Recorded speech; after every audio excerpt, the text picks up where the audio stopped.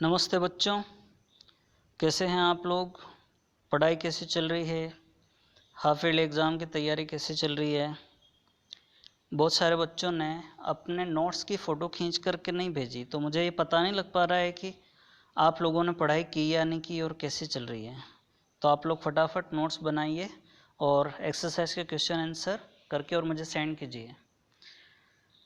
हमारा चैप्टर चल रहा है periodic classification of elements, periodic table, modern periodic table. इसमें हम पढ़ चुके थे SPDF, block elements, period wise electronic configuration, group wise electronic configuration. अब आज हम देख रहे हैं कुछ नई चीज़ें, जैसे आपको सब हेडिंग दिख रहा है, metals, non metals and metalloids. आप लोगों ने मॉडर्न पीरियडिक टेबल की स्टडी की है, ये चीज़ आप लोगों ने पाई होगी कि केवल पी ब्लॉक ऐसा है जिसके अंदर मेटल्स भी हैं, नॉन मेटल्स भी हैं और मेटलॉइड्स भी हैं।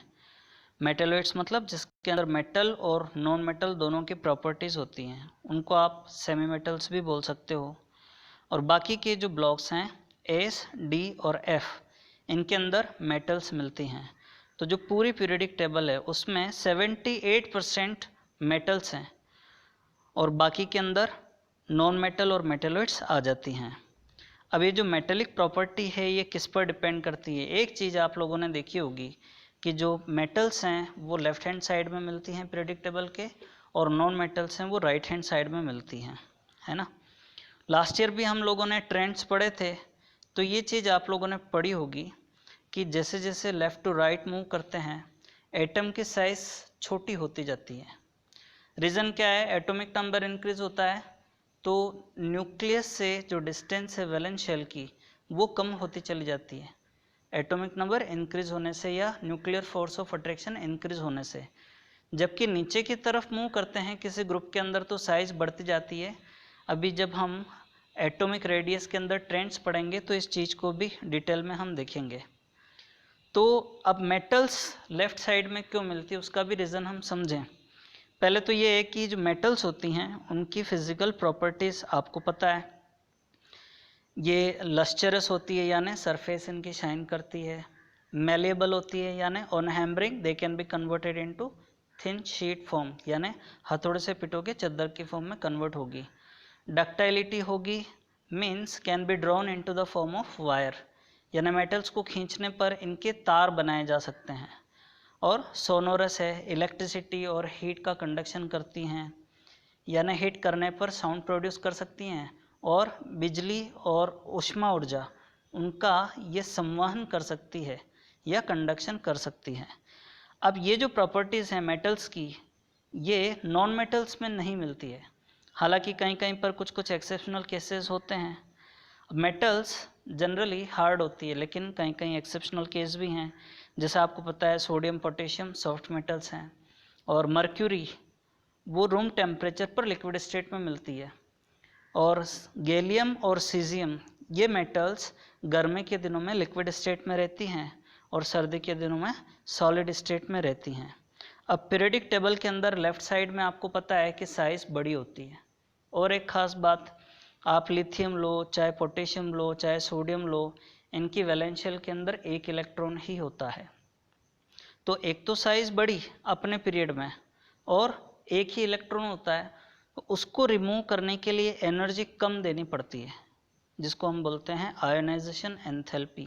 इसकी डिटेल आप आगे पढ़ोगे। तो जो एलिमेंट्स जितना इजीली इलेक्ट्रॉन रिलीज करेंगे उनके अंदर मेटेलिक प्रॉपर्टी उतनी ज़्यादा होगी।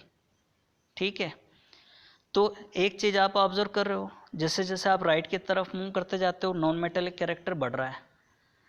अब आप जैसे पीरियड नंबर 3 के अंदर लीजिए,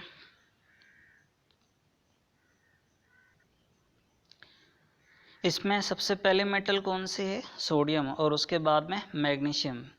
फिर थर्ड पीरियड में ही आप जब आगे की तरफ मूव करते हो तो एल्यूमिनियम, यहाँ तक तो ये मेटल है, उसके बाद सिलिकॉन मेटेलॉइड है, और फिर और आगे की तरफ मूव करोगे तो फास्फोरस, सल्फर, क्लोरीन और आर्गन, ये सारी की सारी नॉन मेटल्स हैं। तो अब एक बात समझना कि जैसे जैसे आप लेफ़्ट से राइट मूव हो रहे हो तो साइज़ कम होती जा रही है। दूसरी बात, एटॉमिक रेडियस कम हो रही है, नंबर ऑफ प्रोटॉन इंक्रीज हो रहे हैं, तो जो वैलेंस शेल हैं उन पर इलेक्ट्रॉन्स पर फोर्स ऑफ अट्रैक्शन बढ़ता जा रहा है। अब सल्फर और क्लोरीन को आप देखोगे तो इनमें से इलेक्ट्रॉन रिमूव करना डिफ़िकल्ट होता है।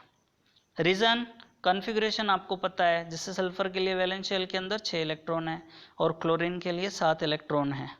तो एक तो साइज़ छोटी, दूसरा न्यूक्लियर चार्ज ज़्यादा है, और तीसरा इनकी स्टेबिलिटी किस में मिलेगी इनको, जब इलेक्ट्रॉन इनके अंदर ऐड कर दिया जाएगा। जैसे सल्फर है वो 2 इलेक्ट्रॉन गेन करके स्टेबल इलेक्ट्रॉनिक कॉन्फ़िगरेशन एक्वायर करता है। Similarly chlorine after gaining 1 electron can be converted into 288 configuration Cl negative, that is chloride anion. मतलब ये नॉन मेटेलिक कैरेक्टर किस पर डिपेंड करता है, यानी इलेक्ट्रॉन इजीली हम निकाल नहीं सकते हैं, बल्कि ये इलेक्ट्रॉन गेन करने की या बॉन्डेड या शेयर्ड इलेक्ट्रॉन्स को अपनी तरफ अट्रैक्ट करने की टेंडेंसी रखते हैं, जबकि मेटल्स के अंदर उल्टा होता है। तो ये चीज़ माइंड में रखना, जो एलिमेंट जितना इजीली इलेक्ट्रॉन डोनेट करेगा, यानी जितना इजीली पॉजिटिव चार्ज या कैटायन बनाएगा, उसके अंदर मेटेलिक कैरेक्टर उतना ज़्यादा होगा, और जो एलिमेंट जितना इजीली इलेक्ट्रॉन गेन करके या फिर शेयर्ड इलेक्ट्रॉन्स को अपनी तरफ अट्रैक्ट करेगा, उसके अंदर नॉन मेटेलिक कैरेक्टर उतना ज़्यादा होगा। तो ये तो हमने एक पीरियड के एक्रॉस देखा, लेकिन आप किसी ग्रुप के अंदर भी देख सकते हो।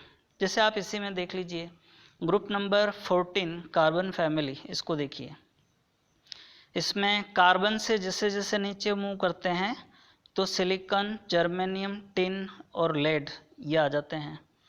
तो इनके अंदर क्या हो रहा है, मेटेलिक प्रॉपर्टी इंक्रीज हो रही है ऊपर से नीचे। बाकी वाले ग्रुप्स में भी आप देखोगे तो यही चीज़ नज़र आएगी। रीज़न क्या है, जैसे जैसे नीचे मूव कर रहे हैं साइज बढ़ती जा रही है, वैलेंस इलेक्ट्रॉन्स की डिस्टेंस भी बढ़ती जा रही है। तो जो इलेक्ट्रॉन न्यूक्लियस से जितना दूर होगा उसको निकालना उतना ईजी होगा, इसका मतलब मेटेलिक प्रॉपर्टी उसके अंदर उतनी ज़्यादा होगी। तो ये चीज़ आप लोगों को समझ में आ गई होगी, कॉन्सेप्ट क्लियर हो गया होगा। नेक्स्ट हेडिंग आ रहा है हमारा periodic trends in properties of elements. Periodic trends का मतलब क्या हुआ कि अगर हम पीरियडिक टेबल के अंदर पर्टिकुलर किसी डायरेक्शन की तरफ मूव करते हैं, या तो लेफ़्ट टू राइट मूव करें या फिर अप टू डाउन मूव करें, तो कुछ प्रॉपर्टीज़ में वेरिएशन किस तरह से होता है। इनके अंदर several properties like atomic radius, ionic radius, ionisation enthalpy, electron gain enthalpy, electronegativity, chemical properties, oxidation states वगैरह वगैरह, ये जो प्रॉपर्टीज़ हैं इनके ट्रेंड के बारे में हम स्टडी करेंगे।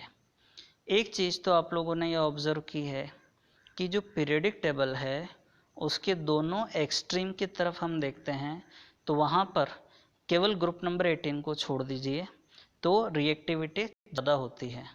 हालांकि लेफ़्ट साइड में ग्रुप नंबर 1 और 2 में आपको पता है मेटल्स हैं, इनको respectively alkali metals and alkaline earth metals बोलते हैं, तो इनकी रिएक्टिविटी काफ़ी ज़्यादा है। दूसरी तरफ आप ग्रुप नंबर 16-17 की तरफ मूवते हैं तो वहाँ पर भी रिएक्टिविटी ज़्यादा है, लेकिन वो नॉन मेटेलिक कैरेक्टर वाले एलिमेंट्स हैं। और पीरियडिक टेबल के जैसे जैसे हम बीच में देखते हैं तो बीच वाले एलिमेंट्स हैं उनकी रिएक्टिविटी काफ़ी कम है। तो ख़ास तौर से जैसे ट्रांजिशन एलिमेंट्स के अंदर ही ले लीजिए, जिनके अंदर हम लोगों ने पहले भी पढ़ा हुआ है कि सिल्वर है, गोल्ड है, प्लेटिनम है। ये एलिमेंट्स ऐसे हैं जिनकी रिएक्टिविटी काफ़ी कम है, जिंक है, कॉपर वगैरह, ये सारे बीच की तरफ आ जाते हैं। तो जो दोनों एक्सट्रीम साइड हैं वहाँ पर एलिमेंट्स की रिएक्टिविटी ज़्यादा होती है। नोबल गैसेस जिनका ग्रुप लास्ट है, ग्रुप नंबर 18 है, वो इनर्ट गैसेस हैं जो रिएक्शन नहीं करती हैं। रीज़न आपको पता है, क्योंकि इनकी वैलेंस शेल कम्प्लीटली फिल्ड होती है, that is 8 electrons. Exceptional case कौन सा है, हीलियम, जहाँ 2 इलेक्ट्रॉन है, लेकिन फिर भी वो कंप्लीट शेल ही मानी जाएगी और उसकी रिएक्टिविटी ना के बराबर है। फिर हम देखते हैं ट्रेंड्स इन फिज़िकल प्रॉपर्टीज़। अब ख़ास तौर से जो ये फिज़िकल प्रॉपर्टी के अंदर एटॉमिक रेडियस है, आयनिक रेडियस है और जो दूसरी एंथैल्पीज़ हैं, हम उनके बारे में स्टडी करेंगे। पहला हम समझे एटॉमिक रेडियस को। अब ये एटॉमिक रेडियस का मतलब ये नहीं है कि जो इलेक्ट्रॉन है वो लास्ट वाला इलेक्ट्रॉन उसकी डिस्टेंस न्यूक्लियस से कितनी है, इसका तो डिटर्मिनेशन किया ही नहीं जा सकता है। रीज़न क्या है आप जानते हो, बोर ने जो अपना मॉडल दिया था उसमें तो यही कहा था कि न्यूक्लियस के चारों तरफ शेल्स होती हैं और उनकी रेडियस फिक्स होती है, लेकिन हाइजेनबर्ग ने क्या कहा कि ये चीज़ पॉसिबल ही नहीं है जहाँ पर इलेक्ट्रॉन को डिटरमाइन किया जा सके कि उसकी एग्जैक्ट पोजीशन क्या है। तो केवल हम 95% तक इलेक्ट्रॉन के क्लाउड को इमेजिन कर सकते हैं कि यहाँ पर इलेक्ट्रॉन के मिलने की प्रोबेबिलिटी है। लेकिन हमारे लिए ईजियर क्या रहेगा, ईजियर ये रहेगा कि इसके अंदर दो तरह की रेडियस को कंसिडर किया जाए, एक तो है कोवलेंट रेडियस और दूसरी है मेटेलिक रेडियस। हालांकि इससे बियॉन्ड जाकर के हम वांडरवाल रेडियाई भी कंसिडर करते हैं, लेकिन ये क्या है इसके बारे में हम थोड़ा सा डिटेल में जानने की कोशिश करते हैं। पहले हम समझते हैं कोवलेंट रेडियस क्या है। नाम से पता लग रहा है कोवलेंट रेडियस यानी कोवलेंट बॉन्ड जिसके अंदर हों इस टाइप की जो स्पीशीज़ या मॉलिक्यूल हैं उनके लिए इसको कंसिडर किया जाएगा। जैसे गैसियस केस में आप देखिए क्लोरीन है, नाइट्रोजन है, हाइड्रोजन है, ऑक्सीजन है। इनमें ख़ास तौर से जैसे क्लोरीन है, इसका एग्जांपल हम लें तो क्लोरीन का जो एक मॉलिक्यूल है यानी Cl2, दो एटम जॉइंट हैं, उन दोनों की जो न्यूक्लियस हैं, न्यूक्लियस के बीच की जो डिस्टेंस है वो 198 पिकोमीटर है। तो इससे अगर हम देखें कि इसका हाफ कर दें तो वो होगा 99 पिकोमीटर जो इसकी कोवलेंट रेडियस होगी। फिर बात आती है मेटेलिक रेडियस की। मेटल्स के लिए यूज़ होती हैं, तो मेटल के अंदर तो मॉलिक्यूल्स होते नहीं हैं, वहाँ क्या होता है क्रिस्टल होता है। तो क्रिस्टल में दो एटम्स के बीच की डिस्टेंस यानी उनके जो न्यूक्लियस है उनके बीच की डिस्टेंस और उसका हाफ कर दीजिए तो वही मेटेलिक रेडियस होगी। जैसे कॉपर के लिए एग्जांपल दिया हुआ है, सॉलिड फॉर्म में है अगर वो, तो 256 पिकोमीटर उसकी डिस्टेंस होगी और उसका हाफ यानी 128 पिकोमीटर उसके लिए मेटेलिक रेडियस होगी। तो इसको हम एटॉमिक रेडियस की फॉर्म में कंसिडर करते हैं और इसका जो डिटर्मिनेशन है वो एक्सरे क्रिस्टलोग्राफी मेथड या स्पेक्ट्रोस्कोपिक मेथड होता है उसके थ्रू मालूम किया जाता है। फिर हम देखते हैं जो कुछ एलिमेंट हैं टेबल 3.6 के अंदर, उनमें इनका ट्रेंड भी देखते हैं। जैसे आप पीरियड के अंदर देखिए lithium, beryllium, boron, carbon, nitrogen, oxygen and fluorine, इनके लिए पिकोमीटर के अंदर रेडियस दी हुई है। तो ये 152, 111, 88, 77, 74, 66 एंड 64 रेस्पेक्टिवली डिक्रीज़ होती जा रही है। ये क्या शो कर रहा है कि जैसे जैसे हम पीरियड के अंदर लेफ़्ट टू राइट मूव करते हैं वैसे वैसे साइज़ डिक्रीज़ होती जाती है। रीज़न आपको पता है, number of valence shell same होगी लेकिन एटॉमिक नंबर इंक्रीज़ होने के साथ न्यूक्लियस पर फोर्स ऑफ अट्रैक्शन इंक्रीज़ होता है। सेम चीज़ आप थर्ड पीरियड के अंदर देखिए sodium, magnesium, aluminium, silicon, phosphorus, sulphur, chlorine के लिए, इसमें भी रेडियस कंटिन्यूसली डिक्रीज़ होती चली जा रही है और रीज़न वही है। अब हम नज़र डालें टेबल 3.6 बी पर। इसमें ग्रुप के अंदर किस तरह से वेरी हो रही है उसके बारे में शो किया गया है। आप देखिए group number 1 lithium, sodium, potassium, rubidium, caesium, इनमें जो एटॉमिक रेडियाई है वो कंटिन्यूसली इंक्रीज़ होती जा रही है 152, 186 एंड सो ऑन, यानी सीजियम की रेडियाई सबसे बड़ी है। फिर ग्रुप 17 में भी आप कंपैरिजन करके देखिए फ्लोरीन, क्लोरीन, ब्रोमीन, आयोडीन और एस्टेटिन में जो एटॉमिक रेडियाई है वो भी कंटिन्यूसली इंक्रीज़ होती जा रही है नंबर ऑफ़ शेल्स इंक्रीज़ होने के साथ में। अब हम देखते हैं कि जो एटॉमिक रेडियाई नोबेल गैसेस हैं उनमें ऐसा नहीं होता है कि वो मॉलिक्यूल्स बनाते हैं या हम यूँ कह दें कि इस तरह की कोई बॉन्डिंग होती है, ऐसा उनके अंदर नहीं होता है। तो जो नोबेल गैसेस हैं उनमें नॉन बॉन्डेड इलेक्ट्रॉन्स होते हैं और वहाँ पर क्या किया जाता है, वैन डर वाल रेडियाई को कंसिडर किया जाता है। गैसियस फॉर्म में है तो जो एडजेसेंट एटम्स हैं उनके न्यूक्लियस, उनके बीच की डिस्टेंस जो इलेक्ट्रॉन का क्लाउड है वो, क्योंकि शार्प बाउंड्री तो होती नहीं है कि हम मेज़र कर सकें, तो वहाँ पर दो न्यूक्लियस के बीच की डिस्टेंस और उसका हाफ कर दिया जाता है। अब ध्यान देना कि नोबेल गैस की जो एटॉमिक रेडियाई है किसी भी पीरियड में सबसे ज़्यादा या सबसे बड़ी होती है, ठीक है। अब आप जो वो ट्रेंड देखते हो लेफ़्ट टू राइट मूव कर रहे हैं, एटॉमिक रेडियाई डिक्रीज़ हो रही है, लेकिन लास्ट में 18 ग्रुप के अंदर तो वो तो सबसे ज़्यादा हो गई, तो उसका रीज़न भी आप लोगों को समझ में आ गया होगा। अब हम एक डायग्राम ग्राफ को देख कर के ये समझने की कोशिश करें कि किस तरह से एटॉमिक रेडिएशन में वेरिएशन होता है। ये जो फिगर आपको दिख रहा है ग्राफ, इसमें देखिए लिथियम, बेरिलियम, बोरॉन, कार्बन और इनके लिए साइज़ में किस तरह से वेरिएशन हो रहा है ये बता रखा है। जैसे जैसे आप एटॉमिक नंबर को इंक्रीज़ करते हो तो वैसे वैसे पहले तो शार्पली रेडियस कम होती है और उसके बाद में फिर ये जो डिफरेंस है वो थोड़ा सा या शार्पनेस उसकी कम होने लग जाती है। यानी लिथियम से बेरिलियम उसके अंदर जो एटॉमिक रेडियस है काफ़ी तेज़ी से डिक्रीज़ हो रही है।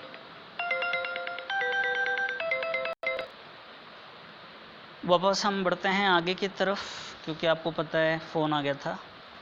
अब हम देखते हैं कि जैसे बोरॉन और कार्बन और नाइट्रोजन, यहाँ पर रेडियस के अंदर जो डिफरेंस है वो कम है, जबकि लिथियम और बेरिलियम के अंदर वो डिफरेंस ज़्यादा है। तो जैसे जैसे एटॉमिक नंबर इंक्रीज़ होता जाता है तो साइज़ डिक्रीज़ होती है, लेकिन फिर उसके डिक्रीज़ होने की जो रेट है वो भी कम हो जाती है। अब हम देखते हैं यही ट्रेंड एक ग्रुप के अंदर किस तरह से होता है। आप यहाँ देख रहे हैं लिथियम, सोडियम, पोटेशियम, रुबिडियम और सीजियम वाला ग्राफ। इसमें लिथियम मतलब ये हुआ कि जैसे जैसे ग्रुप में आप नीचे की तरफ मूव कर रहे हो, नंबर ऑफ़ शेल्स इंक्रीज़ होती जा रही है, ऑब्वियसली साइज़ इंक्रीज़ होगी, लेकिन ये जो साइज़ इंक्रीज़ होने की रेट है लिथियम, सोडियम, पोटेशियम तक तो फास्ट है, और उसके बाद में जो साइज़ इंक्रीज़ तो होती है लेकिन उतनी तेज़ी से इंक्रीज़ नहीं होती। बिल्कुल ऐसा ही आप लोगों को ट्रेंड ग्रुप 17 के एलिमेंट्स के लिए भी दिख रहा है। अब नेक्स्ट हमारा सब हेडिंग आ रहा है आयनिक रेडियस।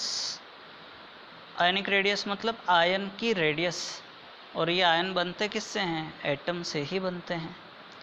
आप मुझे एक बात बताइए कि अगर हम किसी एक एलिमेंट के लिए कंसिडर करें XYZ कोई भी एलिमेंट हो, मैं आपसे अगर ये पूछूं कि उसका जो एटम है उसकी एटॉमिक रेडियस ज़्यादा होती है या उसकी आयनिक रेडियस ज़्यादा होती है, आप अगर इस पर सोचेंगे तो थोड़ा टाइम लगेगा। अब हो सकता है आपका जवाब सही भी हो या गलत भी हो, लेकिन मैं आपको बता दूं ये इस बात पर डिपेंड करेगा कि वो जो एटम है वो केटायन बना रहा है या एनायन बना रहा है। आप जानते हैं कि मेटल्स हैं वो केटायंस बनाते हैं और जो नॉन मेटल्स हैं वो एनायंस बनाती हैं, है ना। और केटायन कब बनता है, जब इलेक्ट्रॉन रिमूव हो जाता है। नेचुरल सी बात है, इलेक्ट्रॉन्स रिमूव होने के बाद कई बार जो वैलेंस शेल्स हैं वो डिसअपीयर हो जाती हैं, तो ऑब्वियसली साइज़ डिक्रीज़ होगी। लेकिन अगर एनायन बनता है तो उसमें क्या होता है, इलेक्ट्रॉन बाहर से ऐड होता है तभी तो नेगेटिव चार्ज आता है उसके ऊपर, तो क्या होता है साइज़ उसकी इंक्रीज़ हो जाती है। तो यहाँ हम देखेंगे केटायन और एनायन जो बनते हैं उनमें किस तरह से जो रेडियस है उसमें वेरिएशन होता है। अब यहाँ पर ध्यान दीजिए, हम कंपैरिजन कर रहे हैं पहले फ्लोरीन के लिए। देखिए फ्लोरीन का जो एटम होता है उसकी साइज़ मेज़र की गई 64 पिकोमीटर, लेकिन जो फ्लोराइड आयन होता है F नेगेटिव, ये कैसे बना, इसमें इलेक्ट्रॉन को ऐड कर दिया तब बना, तो इसकी साइज़ कितनी हो गई 136 पिकोमीटर। मतलब ये हुआ कि 64 से लगभग डबल 136 पिकोमीटर, तो साइज़ में इतना वेरिएशन आ जाता है। दूसरी तरफ आप देखिए सोडियम के लिए, जो सोडियम एटम है या उसकी मेटेलिक रेडियस है वो होती है 186 पिकोमीटर, लेकिन जब हम उसमें से इलेक्ट्रॉन निकाल देते हैं तो वो केटायन बन जाता है सोडियम आयन। उसकी रेडियस कितनी हो गई अब 95 पिकोमीटर। तो हम यहाँ कंपैरिजन करें कि ये वाला जो एलिमेंट है या एटम है उसके कंपैरिजन में इस आयन की साइज़ तो इंक्रीज़ हो गई, लेकिन ये वाला जो एटम है उसके कंपैरिजन में इसकी आयन की साइज़ डिक्रीज़ हो गई। तो इंक्रीज़ और डिक्रीज़ कब होगी ये डिपेंड करेगा कि कैटायन बनता है या एनायन बनता है। अब एक और एग्जाम्पल लेकर के हम ये कंपैरिजन करें आइसो इलेक्ट्रॉनिक स्पीशीज़। अब आइसो इलेक्ट्रॉन से ही मालूम पड़ रहा है कि ऐसी स्पीशीज़ जिनके अंदर नंबर ऑफ इलेक्ट्रॉन सेम हों। देखिए, ऑक्सीजन एटॉमिक नंबर 8 होता है, फ्लोरीन का 9 और सोडियम का 11 और मैग्नीशियम का 12 होता है, लेकिन इन सब के अंदर नंबर ऑफ इलेक्ट्रॉन्स बराबर हैं। ये जो स्पीशीज़ दे रखी है ना, O2 नेगेटिव यानी 2 इलेक्ट्रॉन एक्स्ट्रा है, फिर F नेगेटिव, फिर सोडियम Na पॉजिटिव और मैग्नीशियम Mg2 पॉजिटिव, इन सब के अंदर 10-10 इलेक्ट्रॉन हैं। अब अगर हम इनमें कंपैरिजन करें तो नेचुरल है, हमें पता पड़ेगा कि मैग्नीशियम का जो आयन है Mg सेकेंड आयन, उसकी साइज़ सबसे छोटी है क्योंकि इसके न्यूक्लियस के अंदर 12 प्रोटॉन है। लेकिन सबसे बड़ी साइज़ किसकी होगी? ऑक्साइड आयन की, क्योंकि इसके न्यूक्लियस के अंदर केवल 8 प्रोटॉन हैं जो 10 इलेक्ट्रॉन को होल्ड करके रखते हैं। तो इस तरह से आइसो इलेक्ट्रॉनिक स्पीशीज़ में हम कंपैरिजन कर सकते हैं। अब हम देखते हैं आयनाइजेशन एंथैल्पी। ये वर्ड से मालूम पड़ रहा है, आयनाइजेशन यानी किसी एटम को आयन के अंदर कन्वर्ट करना है। लेकिन ये ध्यान रखना, ये ख़ास तौर से जो टर्मिनोलॉजी यूज़ की जा रही है वो कैटायन बनाने के लिए ही यूज़ कर रहे हैं। मतलब ये हुआ कि किसी भी तरह का कोई एटम है, आइसोलेटेड एटम, उसमें से वैलेंस शेल में से इलेक्ट्रॉन को रिमूव करना। फर्स्ट इलेक्ट्रॉन आप रिमूव करोगे तो ये फर्स्ट आयनाइजेशन एंथैल्पी होगी। एंथैल्पी मतलब एक तरह की एनर्जी ही आप इसको समझ लीजिए। इसकी और डिटेल आप थर्मोडायनेमिक्स वाले चैप्टर के अंदर करोगे एंथैल्पी के बारे में, लेकिन अभी आप ये मान लीजिए कि ये एनर्जी का एक टाइप हो गया। तो फर्स्ट आयनाइजेशन एंथैल्पी कौन सी होगी? जब हम एक इलेक्ट्रॉन को रिमूव करेंगे।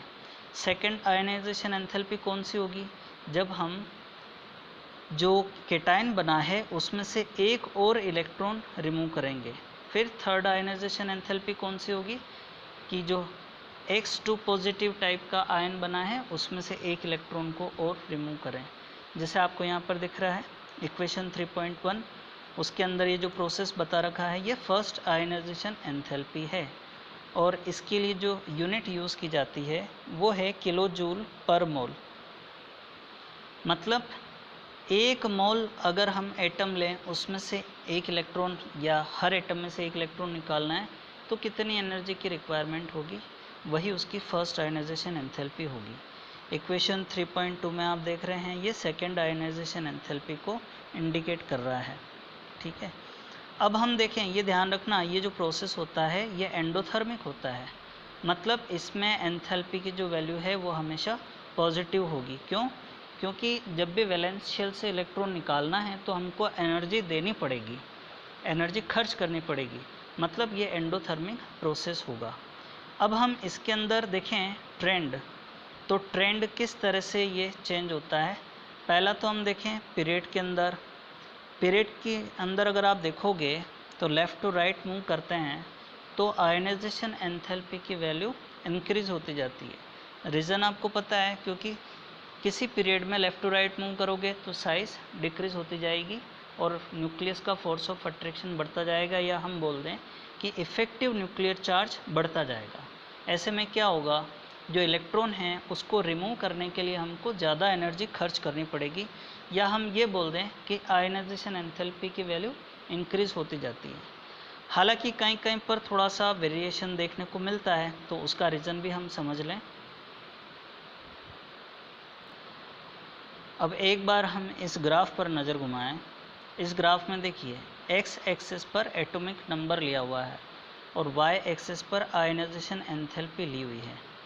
आप देख रहे हैं इसके अंदर जो मैक्सिमा है, हाईएस्ट आयनाइजेशन एंथैल्पी हीलियम की है और उसके बाद नियॉन की, उसके बाद आर्गन की, मतलब एक चीज़ आपको समझ में आ रही है कि ये जितने भी मैक्सिमा दिए हुए हैं वो सारे के सारे नोबेल गैस के हैं।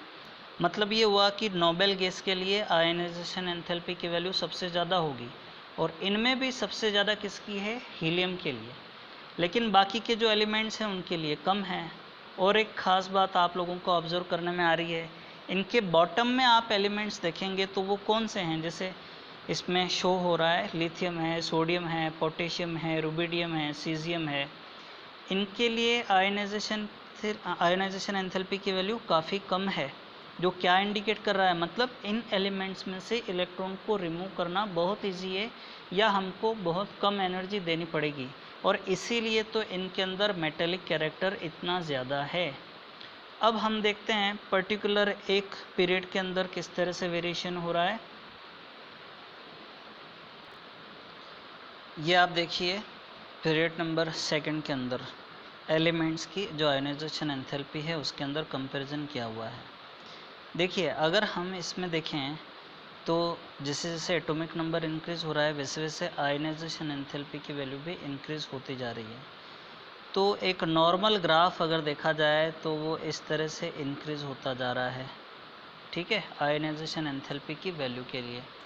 लेकिन 2 पॉइंट ऐसे हैं जहाँ पर आयनाइजेशन एंथैल्पी इंक्रीज़ होने के बजाय थोड़ी सी डिक्रीज़ हो रही है। ये आप लोगों को नज़र आ रहा है कि बेरिलियम के बाद में बोरॉन के लिए एंथैल्पी कम हो गई, आयनाइजेशन एंथैल्पी। इसी तरह से नाइट्रोजन के बाद में आ रहा है ऑक्सीजन, वहाँ पर भी आयनाइजेशन एंथैल्पी की वैल्यू डिक्रीज़ हो गई। अब ऐसा क्यों हुआ, इस चीज़ को समझने की कोशिश करें। देखिए इनके इलेक्ट्रॉनिक कॉन्फ़िगरेशन पर ध्यान दें। लिथियम का होता है वैलेंस शेल का कॉन्फ़िगरेशन 2s1 और बेरिलियम का होता है 2s2। लेकिन जैसे ही बोरॉन आता है तो अब जो s कंप्लीट हो गया है तो इलेक्ट्रॉन कहाँ एंटर हो रहा है, p सबशेल के अंदर। मतलब s के कंपैरिजन में p का एनर्जी लेवल थोड़ा सा ज़्यादा है, मतलब जो p सबशेल है वो थोड़ी सी बाहर की तरफ है। अब उसके अंदर इलेक्ट्रॉन आएगा तो पहली बात तो ये है कि उसकी डिस्टेंस न्यूक्लियस से थोड़ी सी बढ़ गई है। दूसरी बात क्या है, क्योंकि आप देख रहे हो जो बोरॉन का कॉन्फ़िगरेशन है 2p1, इसका मतलब 4 इलेक्ट्रॉन उससे अंदर की तरफ अवेलेबल हैं। तो ये जो अंदर वाले इलेक्ट्रॉन हैं ये बाहर वाले इन इलेक्ट्रॉन्स को रिपेल करेंगे, तो वहाँ क्या होगा, शील्डिंग इफेक्ट क्रिएट होगा। मीन्स क्या होता है कि जो इफेक्टिव न्यूक्लियर चार्ज है उसकी वैल्यू थोड़ी सी कम हो जाती है शील्डिंग इफेक्ट की वजह से। दूसरी तरफ हम कंपैरिजन करें नाइट्रोजन और ऑक्सीजन वाले केस में। नाइट्रोजन का इलेक्ट्रॉनिक कॉन्फ़िगरेशन 2p3 होता है और p सबशेल है, उसमें 3 ऑर्बिटल होते हैं। जो बॉक्स वाला केस हमने देखा था ना, 3 बॉक्स बना करके एक एक इलेक्ट्रॉन तीनों के अंदर डालते हैं, hunts rule of maximum multiplicity वाला अगर हम अप्लाई करते हैं तो मतलब ये हुआ कि 3 इलेक्ट्रॉन उसमें आ गए। ध्यान देना ये जो हाफ फिल्ड कॉन्फ़िगरेशन है उसमें स्टेबिलिटी ज़्यादा होती है। अब क्या होता है, जैसे ही ऑक्सीजन आता है तो कॉन्फ़िगरेशन हो गया 2p4, यानी अब एक इलेक्ट्रॉन पेयरिंग के लिए आ गया, क्योंकि नाइट्रोजन में तो 3 अनपेयर्ड इलेक्ट्रॉन्स थे और दूसरी बात ये थी कि वो हाफ फिल्ड था तो स्टेबिलिटी ज़्यादा हो गई। लेकिन अब क्या हुआ, ऑक्सीजन वाले केस में एक ऑर्बिटल के अंदर इलेक्ट्रॉन्स पेयर में आ गए। वहाँ पर क्या होता है, थोड़ा सा रिपल्शन होता है, उसकी वजह से भी जो एनर्जी लेवल या यूँ कह दो कि जो p4 इलेक्ट्रॉनिक कॉन्फ़िगरेशन है, एक तो उसकी स्टेबिलिटी कम हो गई और दूसरी बात ये कि हल्का से रिपल्शन है, उसकी वजह से इलेक्ट्रॉन को रिमूव करना कंपैरेटिवली इजी हो गया। तो हम कह सकते हैं कि आयनाइजेशन एंथैल्पी थोड़ी सी डिक्रीज हो गई। लेकिन फिर उसके बाद में एज़ यूजुअल जो ट्रेंड है वो इंक्रीज़ होता चला जा रहा है। अब हम कंपैरिजन करते हैं एक ग्रुप के अंदर, ग्रुप नंबर 1 जिसमें लिथियम, सोडियम, पोटेशियम, रुबिडियम और सीजियम के बारे में बता रखा है। यहाँ पर क्या हो रहा है, आयनाइजेशन एंथैल्पी की वैल्यू भी डिक्रीज होती जा रही है। रीज़न आपको पता है, क्योंकि साइज़ बढ़ती जाएगी तो जो लास्ट वाले या वैलेंस इलेक्ट्रॉन हैं उनकी डिस्टेंस न्यूक्लियस से बढ़ती जाएगी, फिर शील्डिंग इफेक्ट भी वहाँ जनरेट होगा। उससे क्या होगा कि इलेक्ट्रॉन को रिमूव करना कंपैरेटिवली इजी होगा या हमको कम एनर्जी खर्च करनी पड़ेगी। अब नया सब हेडिंग आ रहा है electron gain enthalpy and it's trend in periodic table. ध्यान देना, ये जो टर्म है इलेक्ट्रॉन गेन एंथैल्पी, इसी से मालूम पड़ रहा है कि कोई एटम अगर इलेक्ट्रॉन गेन करेगा तो उसमें एंथैल्पी में जो चेंज होगा वही इलेक्ट्रॉन गेन एंथैल्पी होगी। पर ये बात माइंड में रखना कि हमने अभी थोड़ी देर पहले जो आयनाइजेशन एंथैल्पी पढ़ा था तो उसका ठीक उल्टा प्रोसेस ये इलेक्ट्रॉन गेन एंथैल्पी का है। जो ये इक्वेशन 3.3 आपको दिख रही है, इसमें क्या हो रहा है, एक एलिमेंट है या गैसियस फॉर्म में है जो X, उसके अंदर इलेक्ट्रॉन को ऐड किया तो वो एनायन के अंदर कन्वर्ट हुआ। इससे पहले जो आपने पढ़ा था आयनाइजेशन एंथैल्पी, उसमें उल्टा था, उसमें X लिया था फिर उसमें से इलेक्ट्रॉन को निकाल दिया तो वो X प्लस में कन्वर्ट हुआ था और इलेक्ट्रॉन सेपरेट हो गया। लेकिन यहाँ उल्टा है, जो न्यूट्रल एटम है उसमें आप इलेक्ट्रॉन ऐड कर रहे हो। होता क्या है कि अगर हम नोबेल गैस को छोड़ दें तो बाकी के केसेस में जब बाहर से इलेक्ट्रॉन ऐड किया जाता है तो एनर्जी रिलीज़ होती है, मतलब ये एक्सोथर्मिक प्रोसेस है। लेकिन नोबेल गैसेस के लिए ये प्रोसेस एंडोथर्मिक होगा। रीज़न क्या है, क्योंकि नोबेल गैसेस के अंदर स्टेबल इलेक्ट्रॉनिक कॉन्फ़िगरेशन होगा, वहाँ पर इलेक्ट्रॉन को ऐड करना बहुत ज़्यादा डिफ़िकल्ट है। या हम ये बोल दें कि हम अगर इलेक्ट्रॉन ऐड करेंगे भी सही तो उसमें एनर्जी हमें और ज़्यादा खर्च करनी पड़ेगी। भाई जनरली आप इसको एग्जांपल से समझो, कहीं किसी दुकानदार के यहाँ हम जाते हैं सामान लेने के लिए, हम पैसे देते हैं और दुकानदार हमको बदले में सामान देता है। लेकिन यहाँ नोबेल गैस के केस में क्या है कि आप सामान भी दे रहे हो और उल्टा उसी को पैसे भी दे रहे हो जो ग्राहक है। तो बस ऐसा ही केस नोबेल गैसेस के केस में भी है। अब हम देखें ये जो इलेक्ट्रॉन गेन एंथैल्पी है इसमें ट्रेंड किस तरह से होगा और ये कैसे वेरी करेगा किसी ग्रुप के अंदर या किसी पीरियड के अंदर। एंथैल्पीज़ की वैल्यू को हम समझें तो वहाँ पर पहले आप ये लोग जान लीजिए कि अगर एंथैल्पी के लिए वैल्यू नेगेटिव में आ रहा है इसका मतलब वो एक्सोथर्मिक प्रोसेस होगा, या हम यूँ कह दें कि वहाँ एनर्जी रिलीज़ होगी। दूसरी तरफ अगर वैल्यू एंथैल्पी की पॉजिटिव में आती है इसका मतलब वो एंडोथर्मिक प्रोसेस होगा। नोबेल गैसेस के लिए ये वैल्यू पॉजिटिव होती हैं। लेकिन अब यहाँ पर आप देख लीजिए ये वैल्यू ग्रुप 1 के लिए hydrogen, lithium, sodium, potassium, rubidium, caesium में ये वैल्यूज़ बता रखी, ये सारी की सारी नेगेटिव हैं। मतलब ये हुआ कि इलेक्ट्रॉन जब आप ऐड करोगे तो एनर्जी इनमें रिलीज़ होगी। फिर दूसरी एक चीज़ और आप ऑब्ज़र्व कर रहे हो कि जैसे जैसे ग्रुप फर्स्ट के अंदर आप नीचे की तरफ मूव कर रहे हो, ध्यान देना हाइड्रोजन हम अभी इसको ग्रुप फर्स्ट का ही मेंबर मान करके चल रहे हैं। वैसे इसकी पोजीशन फिक्स नहीं होती है लेकिन हम ज़्यादातर केस में हाइड्रोजन को फर्स्ट ग्रुप में ही मानते हैं। तो आप नीचे की तरफ मूव कर रहे हो तो नेगेटिव के अंदर ये वैल्यू डिक्रीज होती जा रही है। मतलब ये हुआ कि रिलीज़ होने वाली एनर्जी का अमाउंट कम होता जा रहा है। ऐसा इसलिए हो रहा है क्योंकि साइज़ बढ़ती जा रही है। तो जो इलेक्ट्रॉन बाहर से आकर के ऐड होगा वो डिस्टेंस पर आकर के ऐड होगा। हाइड्रोजन वाले केस में क्या है कि इलेक्ट्रॉन जो ऐड हो रहा है वो न्यूक्लियस के बहुत पास तक आ जाता है, तो मतलब एनर्जी भी काफ़ी ज़्यादा रिलीज़ होती है। लेकिन रुबिडियम, सीजियम वाले केस में आप देखोगे तो उनकी साइज़ बड़ी है। इलेक्ट्रॉन आकर के ऐड तो होगा वैलेंस शेल के अंदर, लेकिन वो वैलेंस शेल की डिस्टेंस न्यूक्लियस से काफ़ी ज़्यादा है, इसलिए रिलीज़ होने वाली एनर्जी का अमाउंट भी कम है। अब हम नेक्स्ट यहाँ देखते हैं ग्रुप नंबर 16 और 17 में ऑलमोस्ट एक जैसा आप लोगों को दिख रहा है, पर पहले यह ध्यान दीजिए ग्रुप 16 में हम देखें, अगर आप यहाँ ध्यान दोगे तो ऑक्सीजन के लिए वैल्यू -141 किलोजूल पर मोल है, फिर सल्फ़र के लिए -200, फिर -195, -190 और -174। एक मोमेंट के लिए आप यूँ भूल जाइए कि जो ऑक्सीजन है उसकी कोई इलेक्ट्रॉन गेन एंथैल्पी नहीं है। अब आप सल्फ़र को देखिए, सल्फ़र के लिए -200 है, फिर जैसे जैसे आप नीचे की तरफ मूव कर रहे हो तो जो रिलीज़ होने वाली एनर्जी है उसका अमाउंट कम होता जा रहा है। ठीक है, मतलब -200, -195, -190 और -174। अगर इस हिसाब से देखें मतलब आप नीचे से ऊपर की तरफ मूव कर रहे हो तो बढ़ती जा रही है। तो अगर ये चीज़ कंसिडर करोगे तो आपको ऐसा लगेगा कि ऑक्सीजन की जो इलेक्ट्रॉन गेन एंथैल्पी है वो सबसे ज़्यादा होनी चाहिए, यानी वो -210 या -220 या ऐसे कुछ होने चाहिए, लेकिन ऐसा नहीं है। यहाँ पर ऑक्सीजन के लिए -141 किलोजूल पर मोल है, यानी ये सल्फ़र से भी कम है। तो फिर ऐसा क्या हो गया इसके अंदर? अब इस चीज़ को हम देखें तो जो ऑक्सीजन का एटम है वो ध्यान देना वो छोटी साइज़ का होता है। तो छोटी साइज़ होने की वजह से उसके अंदर कॉम्पैक्ट नेचर है, तो जो इलेक्ट्रॉन्स हैं वो काफ़ी ज़्यादा पास में हैं। 6 इलेक्ट्रॉन होते हैं वैलेंस शेल के अंदर। बाहर से जब आप इलेक्ट्रॉन ऐड करोगे, ऑब्वियसली वो इलेक्ट्रॉन न्यूक्लियस के काफ़ी ज़्यादा पास में है, वहाँ पर रिलीज़ होने वाली एनर्जी का अमाउंट ज़्यादा तो होता है, लेकिन जो इंटर इलेक्ट्रॉनिक रिपल्शन है वहाँ पर उस इलेक्ट्रॉन को एडजस्ट करने के लिए एनर्जी का कुछ अमाउंट खर्च हो जाता है। इसलिए ओवरऑल या जो नेट एनर्जी रिलीज़ होती है उसका अमाउंट कम होगा।